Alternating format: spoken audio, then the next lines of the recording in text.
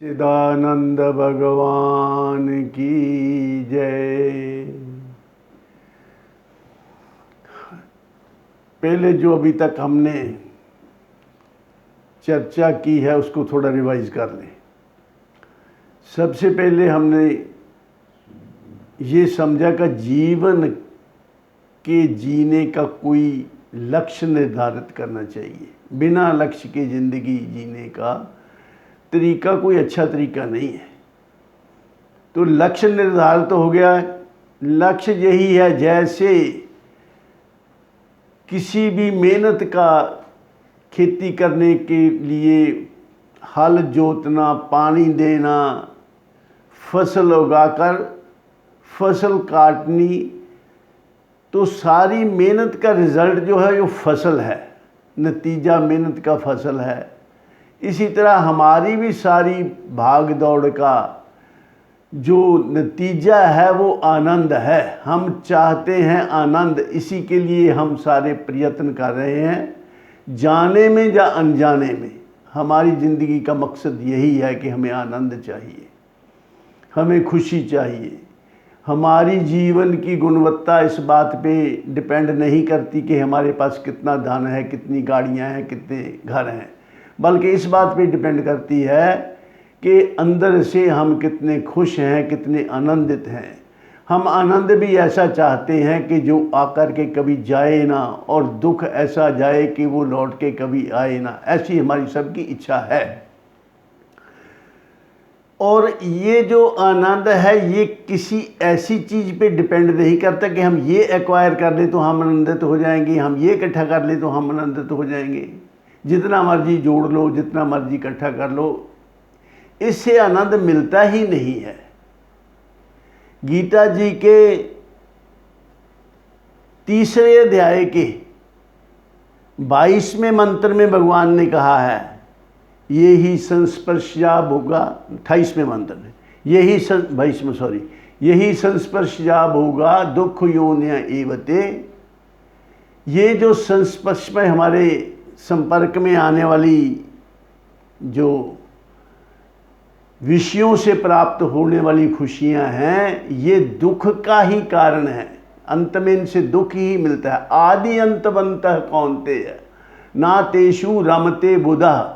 इसलिए wise persons जो हैं वो इनमें रमन नहीं करते, वो इनके पीछे नहीं भागते, क्योंकि उनको पता है कि अंत में ये दुख देने वाली है। कोई भी संयोग जो है, उस संयोग में जितना सुख प्राप्त होता है उसके वियोग में उतना ही दुख भी होता है, उतनी मात्रा में। ये तो, और जो संयोग है ये वियोग की निशानी है। संयोग होना वियोग का संदेश है। ये हो सकता है कोई चीज़ हमें मिले ना, उसका हमारे साथ संयोग ना हो, पर ये नहीं हो सकता कि कोई चीज़ मिली हुई बिछड़े ना। सब चीज़ें बिछड़ने वाली हैं, यहाँ तक कि ये शरीर भी छोड़ने वाला है। हम शरीर ही अपने साथ नहीं जाने वाला, तो शरीर संबंधी प्राणी पदार्थ कैसे हमारे साथ जाएंगे, कैसे उनसे सुख मिलेगा। तो ये सारी चीज़ें जितनी सुख देने वाली हैं, अंत में इनसे दुख ही मिलता है। तो फिर क्या करना? आनंद हमारा स्वभाव है। आनंद हम क्यों चाहते हैं? आनंद हम इसलिए चाहते हैं कि ये हमारा स्वभाव है। आनंद के कारण ही हमारे तुम्हारे शरीर हैं। सोचो, माता पिता के संयोग काल में आनंद ही एक कारण था जिसके कारण हमें शरीर मिले हैं। तो आनंद हमारा स्वभाव है, आनंद हमें चाहिए। उसके लिए हमें ये भी समझ में आ गया कि बाहरी चीज़ों से आनंद नहीं मिलता। फिर हम अंदर टर्न करने के लिए उस तत्व की बात करते हैं जिसको आत्मा परमात्मा कहते हैं, जिसका स्वभाव सत्य चित्त आनंद स्वरूप है, जो सत्य है, चेतन है और आनंद देने वाला है। वो आनंद है, उसके साथ जुड़ने से हमें आनंद मिलेगा। तो यहाँ तक हमने तय कर लिया। अब ये है कि ये सब कुछ करने का हमें क्या फ़ायदा। हम शरीर को जान लिया क्षेत्र, शरीर के अंदर जो रहने वाला शरीर का स्वामी है उसको जान लिया क्षेत्रज्ञ। क्षेत्र और क्षेत्रज्ञ के ज्ञान को भगवान ने कहा ये मेरा ज्ञान है, ये भी समझ में आ गया। क्षेत्र क्षेत्रज्ञ योर ज्ञानम यत्तज ज्ञानम मतम मम। भगवान ने कहा कि ये इनका दोनों का जो ज्ञान है, क्षेत्र को ठीक से जान लो, क्षेत्रज्ञ को ठीक से जान लो, ये मेरा ही ज्ञान है। तो ये सारा कुछ जानने का क्या फ़ायदा? फ़ायदा ये है कि क्षेत्र और क्षेत्रज्ञ के अंतर को अगर हम जानकर शरीर छोड़ेंगे तो हमें दोबारा शरीर नहीं मिलेगा।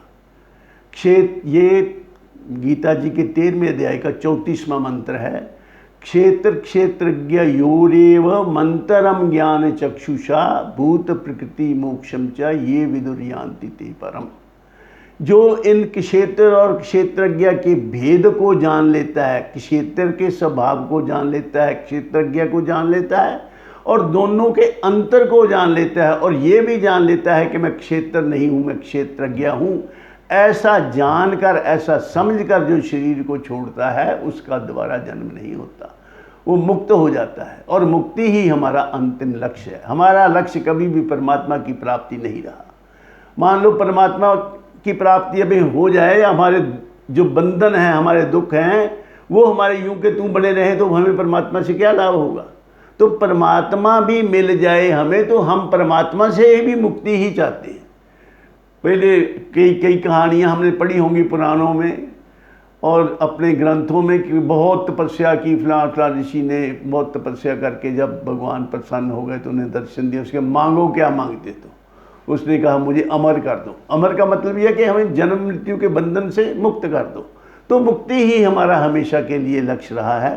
तो मुक्त होने के लिए ये कंडीशन है कि क्षेत्र और क्षेत्रज्ञ के ज्ञान को अच्छी तरह जान लो तो आपकी मुक्ति हो जाएगी। इसलिए अब इस चर्चा को सुनने का क्या लाभ? सुनना भी एक प्रकार की भक्ति है। श्रवणम कीर्तनम, 9 प्रकार की नवदा भक्ति बताई है। तो सबसे पहले श्रवण ही है।